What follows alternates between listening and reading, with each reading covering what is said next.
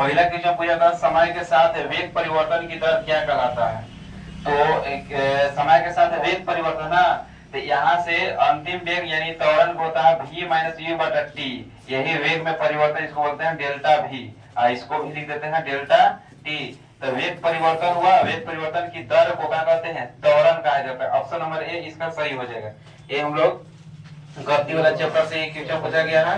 वेग का मात्रा क्या होता है, तो वेग होता है विस्थापन बटा समय होता है। वेग के भी बराबर होता है, तो इसको देखेंगे विस्थापन एक तरह से क्या है, तो दूरी है। सबसे छोटा दूरी को ही क्या कहा जाता है, विस्थापन कहा जाता है, ठीक है ना। तो विस्थापन को होता है मीटर और समय को होता है सेकेंड, तो मीटर प्रति सेकेंड। तो इसका ऑप्शन नंबर कौन सा हो जाएगा, ऑप्शन नंबर ए हो जाएगा। क्वेश्चन लाइन है कोई। अगला क्वेश्चन है कि एसआई पद्धति में कितने आधारी मात्रक होते हैं, यानी मूल मात्रक कितने होते हैं, 7। कितने होते हैं, 7। कौन कौन, लंबाई, द्रव्यमान, समय, ताप, विद्युत धारा, ज्योति तीव्रता, पदार्थ की मात्रा। टोटल कितना, 7। लंबाई के साथ मतलब मीटर, द्रव्यमान के किलोग्राम, समय के सेकेंड, ताप के केल्विन, और विद्युत धारा के ज्योति तीव्रता के कैंडेला, और पदार्थ की मात्रा के मोल। फिर आगे देखेंगे हम लोग, निम्नलिखित में से अदिश राशि कौन है। तो वेग में होता है अदिश राशि पूछ रहा है। तो वेग होता है फॉर्मूला विस्थापन बटा समय। तो विस्थापन एक तरह से एक निश्चित डायरेक्शन होता है, यानी प्रारंभिक स्थिति से अंतिम स्थिति की ओर एक डायरेक्शन होता है।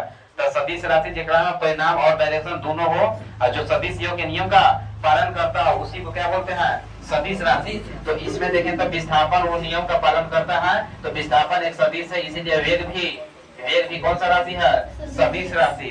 और बल भी क्या होगा, बल होता है विस्थापन गुने समय होता है द्रव्यमान गुने, जैसे द्रव्यमान गुने त्वरण, F बराबर ma होता है। द्रव्यमान हो गया, ये हो गया त्वरण, क्या हो गया, त्वरण। और त्वरण की से मिलकर बना हुआ है, जैसे इसको त्वरण कहते हैं। अभी देखे ना v माइनस यू यानी वेग से, तो वेग हो गया सदिश।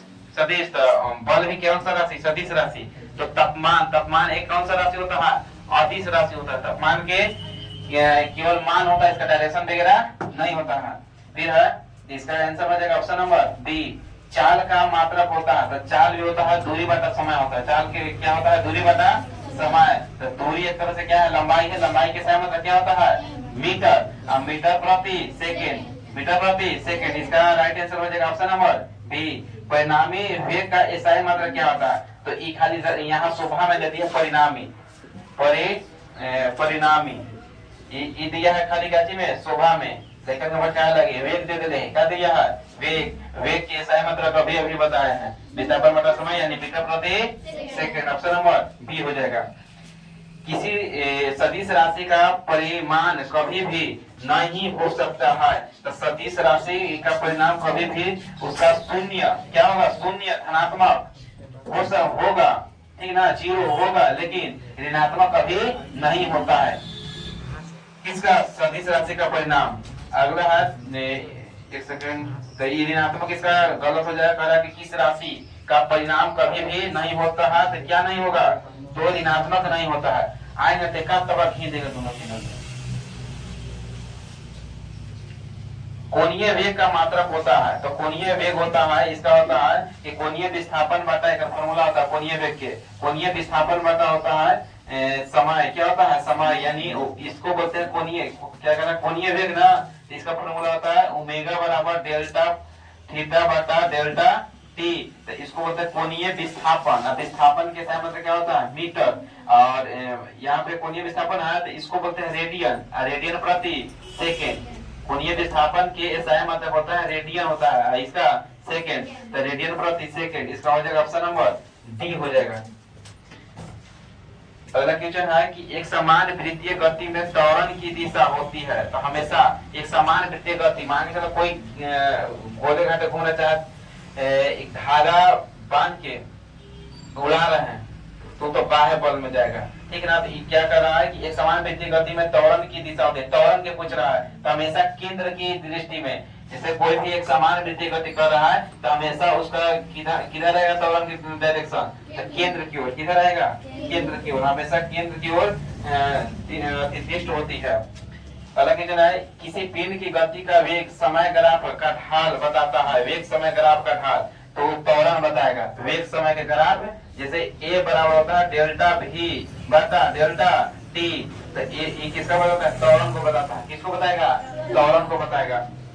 नेक्स्ट है कि धागे से बंधे, समझना बाबू, धागे से बंधे एक पत्थर को अंगुली के चारों ओर आर्क त्रिज्या और वृत्ताकार पथ को घुमाया जाता है। जैसे कभी उड़ाया होगा, हम लोग उड़ाए थे, चिमकी वाला बांध लिए में ढेरा बांध देना, फर फर करता था आवाज, ठीक ना। तो उसमें बहुत कोई खिसियाओ करता था कि मान के वो टूटेगा तो दूसरा क्या लगेगा, धागा बांध के इसे घुमाना जाता है, उसमें आवाज कर रहा था बढ़िया, माया रहता घुमाने में, ठीक ना। दोनों का घुमाया कि नहीं, जब वो वाला जो है उसे थोड़ा सा रिक्सी वाला हो जाता है, अगर आसपास में कोई रह रहा है अब वहां से टूटेगा तो दूसरा के आदमी क्या होगा, लगेगा, ठीक ना। तो सब सोच समझ के करना है। तो वही चीज कह रहा है कि धागे से बंधे एक पत्थर को अंगुली के चारों ओर, इसे अंगुली के चारों ओर जो भी त्रिज्या रहेगा, जैसे यहाँ से धागा से बांध दिए, ईटा बांध देता, ईटा की चारों ओर बनाई था, इन्हें कोई आदमी है घुमाया ना, इन्हें टूट के लगा तो फिर काम बन गया, ठीक ना। ये सब सोच समझ के फिर यहाँ से इसको तो ये वाला हो गया, कौन सा आर त्रिज्या पर इसको चक्कर लगा रहे हैं, तो एक चक्कर पूरा करने पर पत्थर का विस्थापन कितना होगा? एक चक्कर मानकर यहाँ से शुरू किया ना, तो एक चक्कर कहाँ होगा, फिर घूम के यहाँ आ गया, आया ना, तो जहाँ था वहीं आ गया, तो दूरी अगर कितना हो जाए, दूरी भी पूरा हो गया 2 पाई आर हो ना, पाई 100 वृत्त के क्षेत्र क्या होता है, पाई आर 100r, अब परिधि कितना होता है 2 पाई आर, यानी यहाँ से यहाँ चल के दिए ना, तो कितना चल के दिए 2 पाई आर, कितना किए 2 पाई आर। तो अब यहाँ से ये दूरी हो गई, लेकिन विस्थापन कहता है कि प्रारंभिक स्थिति से अंतिम स्थिति के बीच की दूरी को क्या कहा जाता है, विस्थापन। तो यहाँ से देखा जाए तो प्रारंभ यहाँ से कर रहा है, अंतिम यहाँ आ गया। मान चलो कि कहीं भेजे मार्केट में, अभी यहाँ से कोचिंग से कहाँ भेजे, मार्केट में, अब मार्केट से फिर आ गए यहाँ, हम कहेंगे विस्थापन बताओ कितना हुआ, तो जहाँ था वहीं आ गया, अंतिम शुरुआती में और अंतिम यहाँ हो गया लास्ट, तो विस्थापन कितना हो जाएगा 0, कितना होगा 0, ठीक है ना। तो इसका विस्थापन कितना हो जाएगा 0 हो जाएगा, समझा। अगला है, जब कोई वस्तु एक समान चाल से चलती है, कोई भी वस्तु एक समान चाल से चलती है, तब उसके लिए दूरी समय ग्राफ की प्रवृत्ति होती है। मान के चलो कि कोई अभी देख रहा है तो 20 के स्पीड से चला है, तो वो लगातार जो 20 से चल रहा है, तो वेग समय ग्राफ जाता है सीधे, ठीक है ना। समय के साथ साथ उसका कुछ नहीं परिवर्तन हो रहा है, जो चाल से चल रहा है उसी चाल से चल रहा है। अभी मान के चलो पूछे कि कितना स्पीड से चल रहा है, कोई गाड़ी चला रहा था तो बोला कि 20 के, फिर 2 मिनट के बाद पूछे तो 20 के, मतलब उसका चेंज नहीं हो रहा है, चाल में परिवर्तन नहीं हो रहा है। तो उसका जिस तरह से ये वाला बढ़ रहा है ना, तो ये एक समान जा रहा है, इसका इस तरह होता है, ठीक है ना। तो ये वजह एक समान सरल रेखा क्या होता है, उसके लिए दूरी विस्थापन की ग्राफ कैसा होता है, ये समान सरल रेखा होता है। किसी वाहन द्वारा तय की गई दूरी को मापने के लिए कौन सा क्या उपयोग किया जाता है, दूरी मापने में वाहन में कौन सा मीटर, ऑप्शन में है sonometer, odometer, galvanometer, speedometer. Odometer का उपयोग किया जाता है। किसी वाहन द्वारा तय की गई दूरी को मापने के लिए किसका उपयोग किया जाता है, ओडोमीटर, दूरी मापे वाला। चाल मापने के लिए कौन सा, स्पीडोमीटर, चाल मापने के लिए स्पीडोमीटर, और दूरी मापने के लिए कौन सा, ओडोमीटर। बताता ना कि कितना किलोमीटर अभी तक चले हैं, तो ओडोमीटर बताता है, और चलते समय जो बताता है तो वो क्या हो गया, स्पीडोमीटर। कौन सा मीटर, स्पीडोमीटर।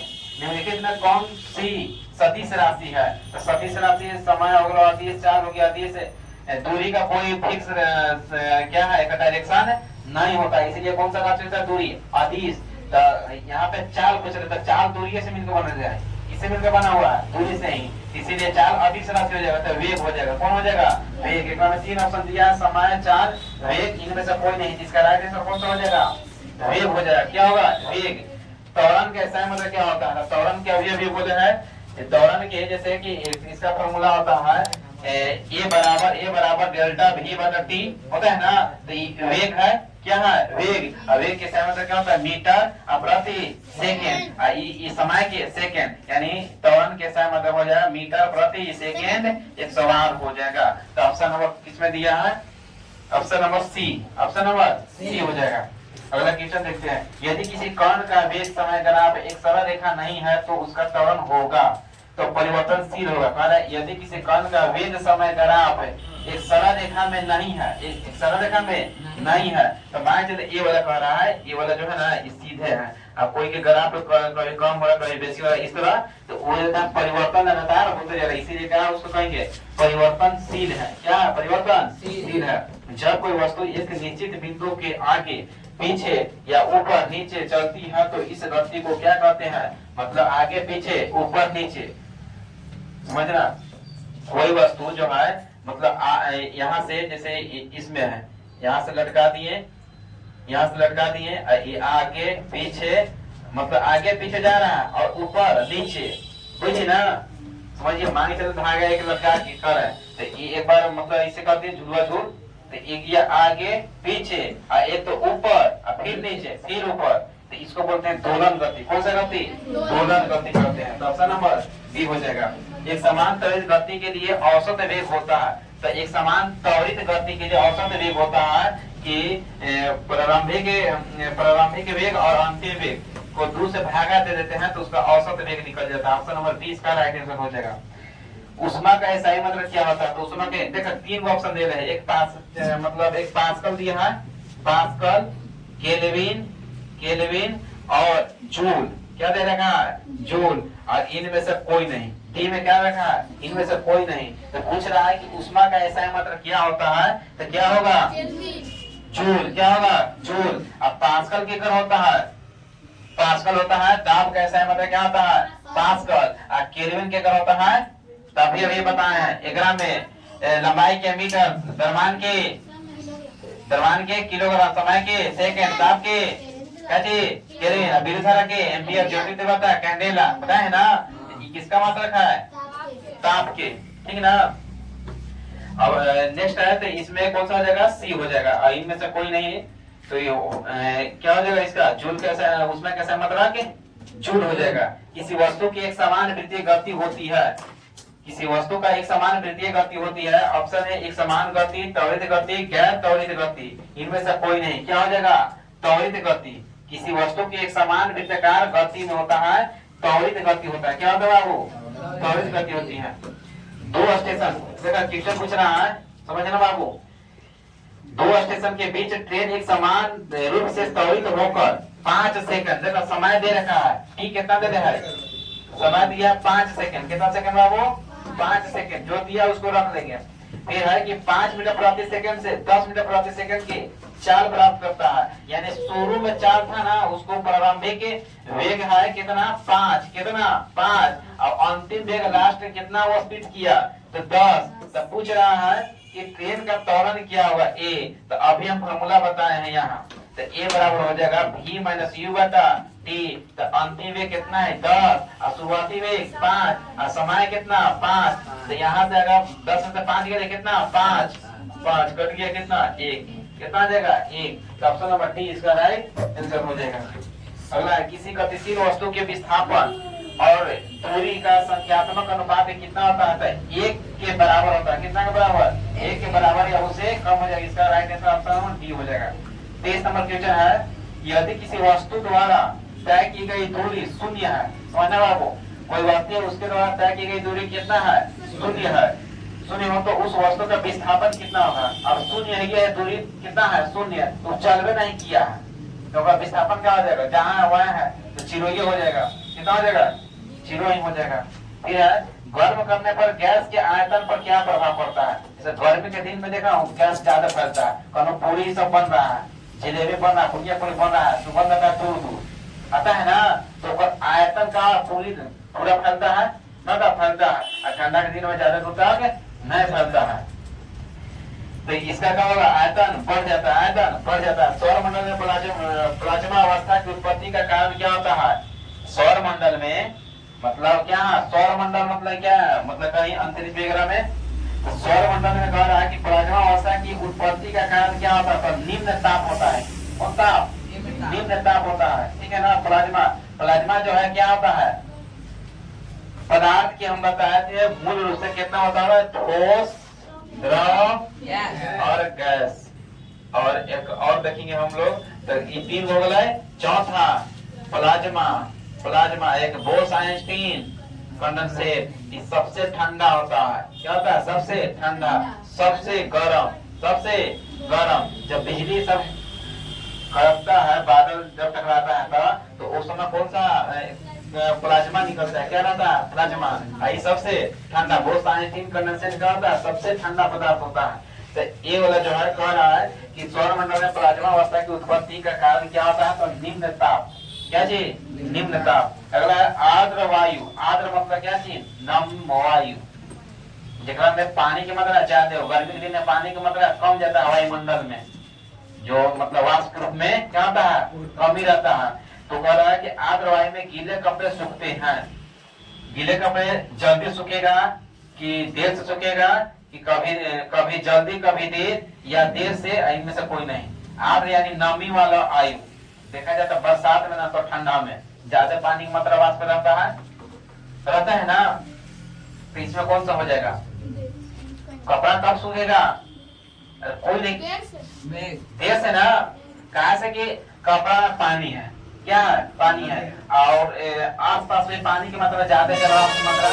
हमारे कपड़ा में से भी जो पसारेंगे तो उसमें से निकालेगा जलवाष्प के रूप में बाहर निकलेगा। बाहरी जलवाष्प जाते हैं तो उसमें क्या होगा कि ज्यादा देर से सूखेगा। क्या सूखेगा? देर से। गर्मी के दिन में क्या है कि मतलब गर्मी के दिन में जलवाष्प की मात्रा कम ही रहता है, यानी नमी रहता है। नमी नहीं रहता, शुष्क वायु रहता है। मतलब जलवाष्प की मात्रा कम रहता है, उसको कौन सा वायु बोला जाता है? शुष्क वायु। तो शुष्क वायु में क्या होता है?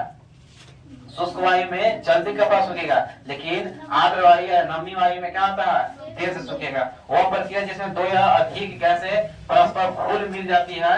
तो 2 या अधिक गैसें अपने आप, जैसे देखा जाए तो मिश्रण कहलाता है। क्या कहलाता है? मिश्रण कहलाता है। फिर आगे है कि निम्नलिखित में कौन सा पदार्थ नहीं है? तो ऑप्शन दे हैं धूल, समझना बाबू, धूल ऑप्शन ए में। बी में देना है किधर गए? कोयला, कोयला, तापमान, तापमान और वायु। कौन हो जाएगा? एक पदार्थ नहीं है तो पदार्थ किसको कहते थे? जेकरा में द्रव्यमान हो और वो स्थान घेरता हो, ठीक है ना। तो कौन सा हो जाएगा इसमें? ये धूल जो है स्थान का घेरवे करता है। अगर कुछ ना कुछ क्या होगा? द्रव्यमान है। कोयला तो एक तो साफ साफ दिख रहा है कि मतलब स्थान घेर रहे। वायु भी क्या है? स्थान घेरा हुआ। अभी वायु इस रूम में है ना। लेकिन तापमान को यह जो है इसको केवल महसूस करेंगे, ठीक ना। तो इसको महसूस करते हैं, लेकिन तापमान कौन सा हो जाएगा? तापमान एक क्या पदार्थ है? नहीं है, ठीक है ना। और इसे बहुत सारा बताए थे पदार्थ नहीं है। जैसे मान के चलो कि क्या बोलते हैं, कोई सुगंध हो गया, चाहे किसी का विचार हो गया। क्या हो गया? विचार हो गया। ये सब क्या पदार्थ नहीं है। आगे हो गया तापमान के सही मात्रा क्या होता है? अभी बताए हैं केल्विन। क्या हो जाएगा? केल्विन। ये ना कि समान मार दिया सेल्सियस, ये सब भी है, लेकिन सबसे मेन केल्विन दे रहे हैं। क्या दिया है? केल्विन दिया है। तो आगे है सूखा बर्फ। सूखा बर्फ होता है ठोस कार्बन डाइऑक्साइड। सूखा बर्फ कौन होता है? ठोस कार्बन डाइऑक्साइड यानी CO2। ये सूखा बर्फ होता है। ये जो है ना, ये ठोस के रूप में लगा जो बर्फ है, ठीक है ना। और इसको ऐसे खुला में छोड़ेंगे ना तो ये वाष्प बन के सीधे कार्बन डाइऑक्साइड बन के क्या होगा? उड़ जाएगा। उड़ जाएगा। कमरे का तापमान होता है लगभग, याद रखना है, कमरे के तापमान 25 डिग्री सेल्सियस होता है। एवरेज माना गया है। कमरा का तापमान कितना माना गया है? 25 डिग्री सेल्सियस, या इसी को बोलते हैं 298.15 केल्विन, ठीक है ना। ऐसे 273 हो ना, और 273 में 25 जोड़ेंगे तो कितना हो जाएगा? 5 3 8 7 2 9 2 होते ना। यहाँ से 0 डिग्री सेल्सियस बराबर पड़ेगा 273 केल्विन। तो 273 हम लोग पूरा देखे थे, लेकिन होता है कितना? 273.15 केल्विन होता है। 0 डिग्री सेल्सियस बराबर, ठीक है ना। तो ये इतना हुआ, तो ये 0 के जगह पर कितना है? 25। तो 25 जोड़ देंगे, समझ ना। तो कितना हो जाएगा? 298 के, नहीं तो 25 डिग्री सेल्सियस। अगला है निम्नलिखित में कौन ऊर्ध्वपातित हो सकता है? ऊर्ध्वपातित के मतलब क्या होता है? डायरेक्ट जो है ठोस से गैस बनना, ठोस से गैस बनना। चीनी पर कोई प्रभाव नहीं पड़ेगा। इसको पानी में डालेंगे तो फिर क्या होगा कि घुलेगा, फिर उसको गर्म करेंगे तो फिर बैठेगा तो बतासा बन जाएगा। क्या बन जाएगा? बतासा। तो ये तो कुछ है, ये तो गैस बंद नहीं करेगा। चूना पत्थर में कोई फर्क नहीं पड़ेगा, कौन हो जाएगा? और ये सोडियम क्लोराइड NaCl नमक कोई बात है, पानी में तो ठीक है, पानी गर्म कर दे पानी पूरा उड़ गया, वो बेचारा वहां रह गया, समझा ना? तो ये ध्यान रखना है। देखो क्या हो जाएगा? कपूर, ऊर्ध्वपातित पदार्थ हो जाएगा Kapoor, iodine, ammonia chloride. Kapoor हो जाएगा आयोडीन और अमोनिया क्लोराइड। फिर अगला है कि वाष्पन का दर निर्भर करता है। तो समझना, वाष्पन का दर, वाष्पन जो होता है ना, तो उसको कह रहा है कि निर्भर करता है किन किन बातों पर। ऑप्शन में है वाष्प बनने के, तो ऑप्शन ए में है तापमान, क्या है? तापमान। बी में है द्रव की प्रकृति, सी में है पृष्ठीय क्षेत्रफल। इनमें से सभी कौन होगा? अरे लोल कहीं के एकदम बेवकूफे कहा है। कह रहा है कि वाष्पन का दर यानी वाष्प प्रवाहित होगा, उड़ेगा तापमान पर, द्रव की प्रकृति पर, पृष्ठीय क्षेत्रफल पर, इनमें से सभी। एकक फराटी सब खोज रहा है, ठीक है ना? बताया था ना कि सभी तापमान पर होबे करेगा, जितने ज्यादा तापमान है उतने ज्यादा वाष्प बनेगा, ठीक है ना? अब फिर है कि द्रव की प्रकृति, द्रव कैसा है, तो उसमें गंदा है कि साफ है कि क्या है, ठीक है ना? कितना मात्रा में है, तो वो द्रव की प्रकृति पर भी निर्भर करेगा। अगर मान के चले कि ये हमको समझ में नहीं आ रही, नहीं पढ़े हैं, तो ये लास्ट में पृष्ठीय क्षेत्रफल। मान के चले कटोरा में रखे हैं, एगो बड़का परात में पानी उतर रखे, एक गिलास एकरा कटोरा में डाले हैं, एगो बड़का परात में एक गिलास डाले हैं, तो सबसे पहले पानी कहाँ में सूखता है? परात में से सूखेगा ना। तो ये सूखेगा तो एक पर क्षेत्रफल पर निर्भर कर लेगा ना, करा तो सभी ना होगा, कहा जाता है। अगला है एक बुलाएगा कहा है? कड़ा वाष्प पर निर्भर करता है, तो सभी पर होगा। निम्न में निम्नलिखित किसमें अंतरानिवक स्थान सबसे अधिक होता है? अंतरानिवक क्या बोल रहे हैं? अंतरानिवक स्थान सबसे अधिक होता है, किसमें होता है? जैसे ऑप्शन दिया है, ऑप्शन देखते हैं कितना जवाब देगा। ऑप्शन दिया सिलिका, जल, ऑक्सीजन और पेट्रोल। अब एकरा में पूछ रहा है कि किसमें अंतरानिवक स्थान सबसे अधिक होता है? बताओ चारों में बताओ। सिलिका, जल, ऑक्सीजन, पेट्रोल, सबसे ज्यादा अंतरानिवक स्थान किसमें रहता है? किसमें? ऑक्सीजन में। कहा है इसमें? क्योंकि गैस है, क्या है? गैस है। तो हम बताए थे जब बहुत बड़ा गैस पढ़ा रहे थे उसमें कि सबसे ज्यादा अंतरानिवक का स्थान गैस में, उसके बाद किसमें? द्रव में, उसके बाद किसमें? ठोस में होता है ना? तो यही वजह से दिया है यहाँ क्वेश्चन, समझ में आया? तो एकरा में ई हो गया ठोस, सिलिका क्या हो गया? ठोस, जल हो गया द्रव, और पेट्रोल हो गया द्रव। तो कौन सा हो जाएगा? गैस कौन है? ऑक्सीजन हो जाएगा। किसी पदार्थ द्वारा घेरा गया स्थान कहलाता है। तो कोई भी पदार्थ स्थान घेरता है उसको क्या बोलते हैं? आयतन बोला जाता है। क्या बोलते हैं? आयतन बोलते हैं। हवादार जगहों पर द्रव के वाष्पन की दर क्या होती है? बढ़ती है, ठीक है ना? हवादार पूरा एकदम रहेगा तो उसमें द्रव की वाष्पन की दर क्या होता है? बढ़ जाती है। नेक्स्ट है कि किसी गैस का सीधे ठोस में बदलना, अभी पता है। किसी गैस का सीधे किसमें बदलना? ठोस में बदलना ऊर्ध्वपातन या निक्षेपण कहलाता है। क्या कहलाता है? ऑप्शन में संघनन किससे कहते हैं? मतलब द्रव वाष्प से यानी गैस से सीधे द्रव बनना क्या कहलाता है? जैसे बारिश होता है किस प्रक्रिया द्वारा? संघनन प्रक्रिया द्वारा। किसके द्वारा? संघनन। जो भी वाष्प रूप में पानी रहता है तो उसको कहा ठंडा होकर नीचे गिरता है, ठीक है ना? तो कौन सा प्रक्रिया हो गया? संघनन प्रक्रिया। निम्नलिखित में से नदी में ही सब बोतल रखते हैं, बोतल ठंडा फ्रिज में से निकाल के तो पर पानी इकट्ठा हो जाता है, नीचे टकरा जाता है तो बोतल में छेद होता है नहीं। जो आसपास वायु में पानी था वो जाके ठंडा बोतल से टकराया ना, तो टकरा के नीचे गिरा। ठीक ना, तो लगता है कि बोतल में छेद, तो बोतल में छेद करने से पानी कमना चाहिए ना, पानी उतने के उतने रहता है। लेकिन बाहरी से क्या होता है, वाष्प के रूप में पानी रहता है, वही ठंडा के नीचे आता है। और इसी तरह नदी ये सब निकलता है। अगला है, किसी द्रव पर दाब बढ़ने पर उसका क्वथनांक बढ़ जाता है। ध्यान रखना, किसी द्रव पर दाब बढ़ने पर उसका क्वथनांक क्या हो जाएगा, बढ़ जाएगा। क्वथनांक मतलब जैसे मान के चला कि द्रव है, एक नॉर्मल द्रव लिए, अब देखा जाए तो एक पहाड़ पर द्रव के ले जाएंगे, कहाँ ले जाएंगे, पहाड़ पर, तो उन 100 डिग्री से कम में खोल जाएगा। क्या होगा, 100 डिग्री कम से खोल जाएगा। एक नीचे गर्म करेंगे तो पूरे मतलब लगभग 100 डिग्री पर क्या होगा, पानी खोलना स्टार्ट करेगा। ठीक है ना, तो यहाँ दबाव ज्यादा लगा और ऊपर दबाव कम है, वायुमंडलीय प्रेशर अभी लगा के रखा है। अगर हम लोग के शरीर में अंदर पूरा प्रेशर 120 80 से चल रहा है, ब्लड 120 और कितना से 80 से, 120 से पूरे बॉडी में जा रहा है और 80 के स्पीड से हृदय के पास आ रहा है, तो प्रेशर लगा रहा है ना हमारे शरीर में।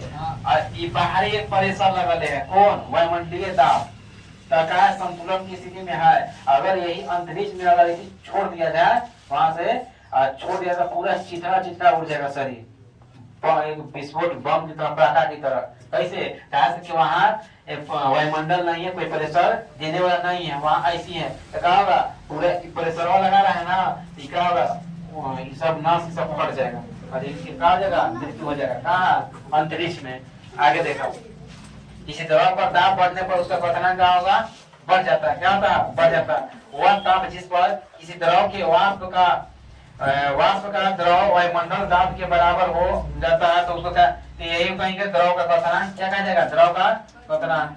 निम्नलिखित में से किस गुण के कारण किसी गैस का आयतन दाब बढ़ने पर घट जाता है, तो संपीड्यता के कारण, किसके कारण, किसी कारण, निम्नलिखित में से किस गुण के कारण किसी द्रव का आयतन दाब बढ़ने पर घट जाता है, दाब बढ़ने पर घट जाता है, तो हो जाएगा क्या जाए, संपीड्यता। संपीड्यता मतलब किसको कितना हम दबा सकते हैं। अगर 50 डिग्री के तापमान केल्विन स्केल पर कितना होगा, तो वही कह रहा है 273 हम लोग पढ़े हैं ना, 0 डिग्री सेल्सियस बराबर कितना, 273.15 केल्विन। अब कहते 50 डिग्री सेल्सियस, तो 50 से में जोड़ देना है, कि 15 जैसे उसी रखेगा, कितना 3 और 5 7 5 12 के 2 और एक हाथ से जाएगा कितना 3, 323.5। ऑप्शन नंबर डी में, ऑप्शन नंबर डी में पदार्थ की वह अवस्था क्या कहलाती है जिसमें पदार्थ की प्रकृति और आयतन दोनों की ही अनिश्चित होती है। गैस और द्रव में कहा होता है, द्रव में हाँ, और ठोस में दोनों के दोनों कहा आता है निश्चित। अगला है कि निम्नलिखित में से किस विधि द्वारा कपूर को शुद्ध करने में प्राप्त किया जाता है, तो ऊर्ध्वपातन। क्या शुद्ध रूप में प्राप्त किया जाता है, किसके रूप में, ऊर्ध्वपातन के रूप में। अगला, निम्नलिखित में से किस गतिज ऊर्जा सबसे अधिक होती है, तो गति सबसे ज्यादा कौन करेगा, ठोस द्रव गैस, कौन करेगा, गैस।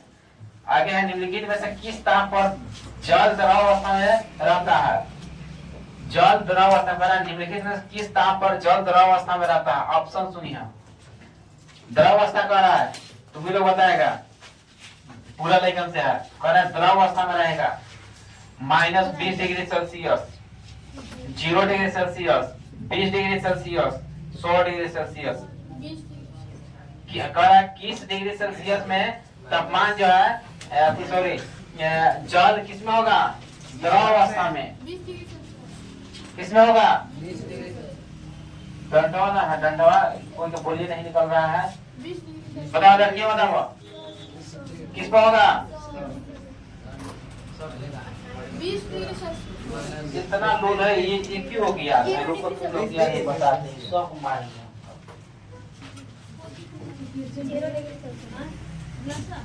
अरे माइनस होता है,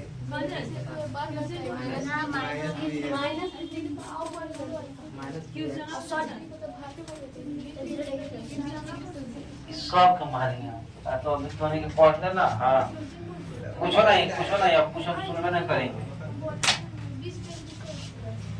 सुनवे नहीं करेंगे।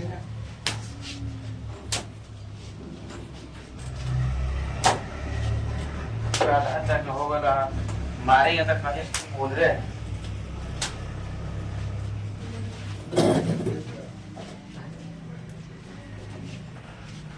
इतना इतना हो गया सब पूरा चैप्टर पढ़ लिया समझ में आ रहा है ये हो जाएगा पानी में सब जाएगा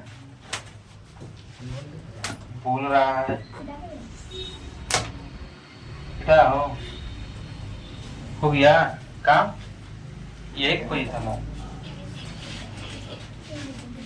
समझ में ना आ रहा है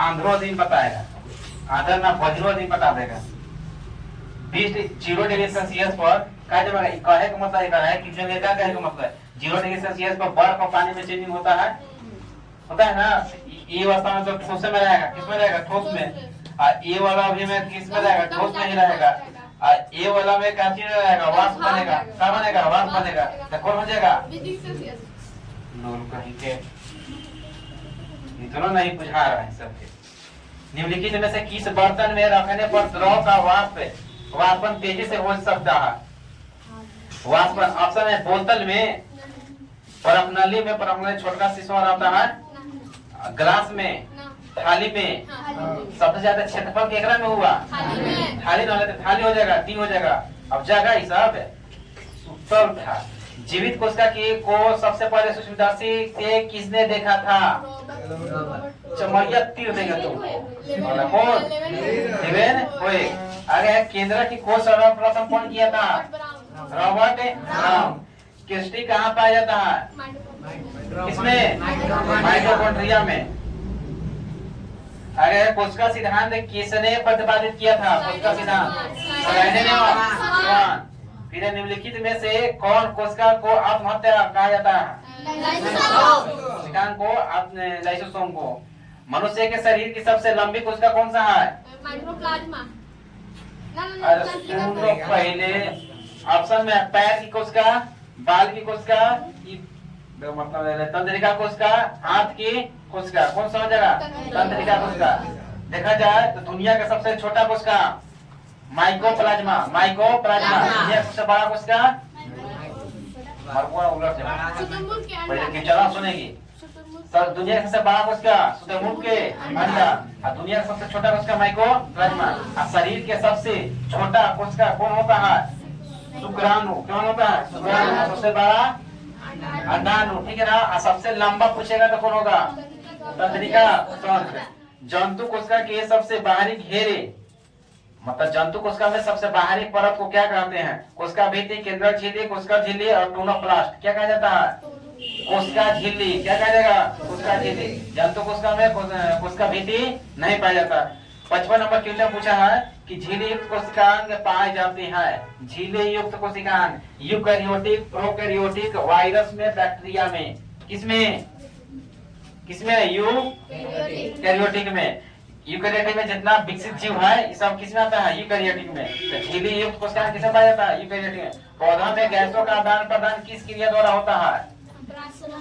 विसरण द्वारा किसके द्वारा विसरण द्वारा मतलब यहाँ से प्रकाश से बनेगा और जैसे ही उसमें बनेगा तो क्या होगा अपने आप निकलेगा और उसमें प्रवेश करेगा तो किस प्रकार द्वारा विषम प्रक्रिया द्वारा होता है ऑप्शन नंबर ए इसका सही हो जाएगा कोशिका में राइबोसोम की अनुपस्थिति में कौन सा कार्य संपादित नहीं होगा राइबोसोम की मतलब क्या कर रहा है कि कोशिका में राइबोसोम की अनुपस्थिति मतलब राइबोसोम नहीं रहेगा तो कौन सा कार्य मतलब नहीं चलेगा श्वसन कार्बोहाइड्रेट का संश्लेषण प्रोटीन का संश्लेषण उत्सर्जन मतलब राइबोसोम नहीं है तो अगर कौन सा काम नहीं होगा प्रोटीन का संश्लेषण नहीं हो पाएगा देखते हैं ना फिर आगे है कि श्वसन से संबंधित एंजाइम मौजूद रहती हैं श्वसन से संबंधित एंजाइम को न समझ में आया तुमको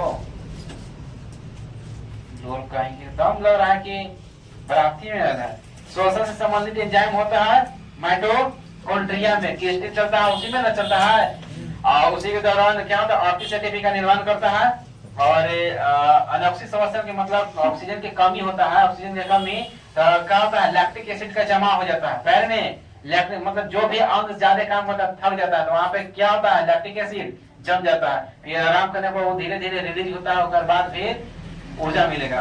राइबोसोम बना होता है डी आरएनए और प्रोटीन से। राइबोसोम किसे बना होता है? आरएनए और प्रोटीन से। कोशिका झिल्ली बनी होती है किसका? लिपिड एवं प्रोटीन का। माइटोकॉन्ड्रिया नहीं पाया जाता। तो ऑप्शन नंबर सी हो जाएगा मानव मतलब आरबीसी में माइटोकॉन्ड्रिया नहीं पाया जाता। बाकी मानव यकृत में माइटोकॉन्ड्रिया पाया जाता है, मेढक यकृत में, मानव तंत्रिका तंत्र इस समय माइटोकॉन्ड्रिया पाया जाता है, जबकि आरबीसी में नहीं पाया जाता है। रंगहीन श्वेत प्लास्टिड को क्या कहते हैं? तो ल्यूकोप्लास्ट। क्या कहेंगे? ल्यूकोप्लास्ट। फिर अगला है कि लाइसोसोम की खोज कौन किए थे? कौन? लाइसोसोम की खोज कौन किए थे? तो क्रिश्चियन डी डुवे। ठीक है ना? कब? 1955 में किए थे। गोल्जी उपकरण नहीं पाए जाते हैं। तो लाल रुधिर कोशिकाओं में, प्रोकैरियोटिक में, नील हरे शैवाल में, इनमें से सभी में गोल्जी उपकरण नहीं पाया जाता। तो सभी में नहीं पाया जाता है। लाल रुधिर कोशिकाओं में, प्रोकैरियोटिक कोशिकाओं में, नील हरे शैवाल में, किसी में भी नहीं पाया जाता है। केंद्रक द्रव्य में पाई जाने वाली महीन धारों के जाल को क्या कहते हैं? क्रोमैटिन जाल। अगला है थाइलकोइड के समूह को क्या कहा जाता है? थाइलकोइड किसे पाया जाता है? क्लोरोप्लास्ट के अंदर। हरित लवण जिसको बोलते हैं पेड़ पौधा में। तो हरित क्या कहते हैं? रसोई घर कहा जाता है। क्या कहा जाता है? पादप का रसोई घर, यानी पेड़ पौधा का रसोई घर किसको कहा जाता है? हरित लवण को। उसी कहा जा रहा है। थाइलकोइड के समूह को क्या कहते हैं? तो ग्रेना कहा जाता है। क्या कहता है? ग्रेना। कहाँ उपस्थित होता है? क्लोरोप्लास्ट में। फिर निम्नलिखित में कौन सा जीव एक कोशिकीय होता है? एक कोशिकीय मतलब एक ही कोशिका से। जंतु, कवक, अमीबा, हाइड्रा। क्या कर रहा है कि इन्हीं में से कौन सा जीव एक कोशिकीय है? तो कौन सा जीव एक कोशिकीय है? निम्न में से कौन सा जीव एक कोशिकीय है? तो यहाँ पे देखा जाए तो कवक दिया है, जंतु दिया है, अमीबा दिया, हाइड्रा दिया है। तो यहाँ पे हो जाएगा ये तीनों के तीनों, कवक, अमीबा और जंतु में तो सब है, बहुत किया जा रहा है, तो नहीं रहना चाहिए। तो हो जाएगा ऑप्शन नंबर ए हो जाता। आगे है निम्नलिखित में से किसमें किसी भी प्रकार की झिल्ली नहीं होती है? किसी प्रकार के झिल्ली नहीं होते हैं। अमीबा में, जीवाणु में, माइटोकॉन्ड्रिया में या वायरस में। तो किसमें झिल्ली नहीं होता है? तो जीवाणु में झिल्ली नहीं होता है। सॉरी, वायरस में। किसमें? वायरस में झिल्ली नहीं होता। बाकी अमीबा, जीवाणु, माइटोकॉन्ड्रिया ऑप्शन दे रखा है, तो इसमें झिल्ली होता है। वायरस में जो है अकोशिकीय होता है, कोई झिल्ली एकरा में नहीं रहता है। ठीक है ना? और इसका अनुवांशिक पदार्थ, इसका अनुवांशिक पदार्थ चारों तरफ से प्रोटीन के आवरण से घिरा होता है, जिसको क्या कहते हैं? कैप्सिड कहते हैं। क्या कहेंगे? कैप्सिड। जीवाणु या वायरस की रक्षा करने वाले कोशिकांग कहाँ कौन से है? तो लाइसोसोम। लाइसोसोम कौन है? लाइसोसोम। बोले थे ना कि लाइसोसोम को कुछ भी दिक्कत होगा, उसको जो भी केंद्र पे संदेश देगा कि ये काम आपको करना है, अगर कोई पार्ट काम नहीं कर रहा है उसका अंग, के अंग, तो ये क्या कर रहे हैं? इसको देगा सूचना, ये फिर वो काम कर देगा, नष्ट करने का काम करेगा। कौन? लाइसोसोम। तो इस तरह जीवाणु एवं वायरस की रक्षा करने वाले कोशिकांग कौन है? तो जैसे ही जीवाणु वगैरह हमारे संदेश पहुंचता है तो कोशिका में जाएगा, तो देखेगा कि इसको तो हमको कमांड नहीं, जैसे एक सेना की तरह काम करेगा। किस तरह? सेना की तरह। जगह बस जैसे मान के चलो कि बॉर्डर पर सैनिक है, तो जो भी रहेगा अपना भारत के लोग तो उसको कुछ नहीं करेगा। कैसे कि मतलब यहाँ संदेश दिया गया केंद्र सरकार से कि मतलब भारतीय को कुछ नहीं करना है, बाकी जो भी विदेश के बिना परमिशन के आएगा, बिना परमिशन के आएगा, उसको क्या करना है? उसको मतलब कब्जा में दे लेना है, उसको ज्यादा अति करेगा ऊपर उसको क्या कर देना है? मार देना है। तो जो भी वायरस वगैरह हानिकारक पहुंचेगा, तो हानिकारक पहुंचेगा तो छाते पहुंच जाएगा, शरीर को क्या पहुंच जाएगा? छाती। तो लाइसोसोम क्या करेगा? उसको मार देगा। क्या करेगा? मार देगा। फिर तारकाय, तारा के किरण किस कोशिकांग से संबंधित है? तो सेंट्रोसोम। किसमें? सेंट्रोसोम में। तो पूरा ऑब्जेक्टिव हो गया। यहाँ से करीब करीब अधिकांश क्वेश्चन अभी तक तो पूरा भी हम लोग सिलेबस नहीं खत्म किया है, तो जितना पढ़ा उसी से सारा का सारा क्वेश्चन था। समझ गया ना? सभी को बोले थे क्वेश्चन लेके आने के लिए, तो नहीं लेके आया था, जाके घरे अब मिलाना है। ठीक है ना? बाकी अब आज इतने ही रह जाते।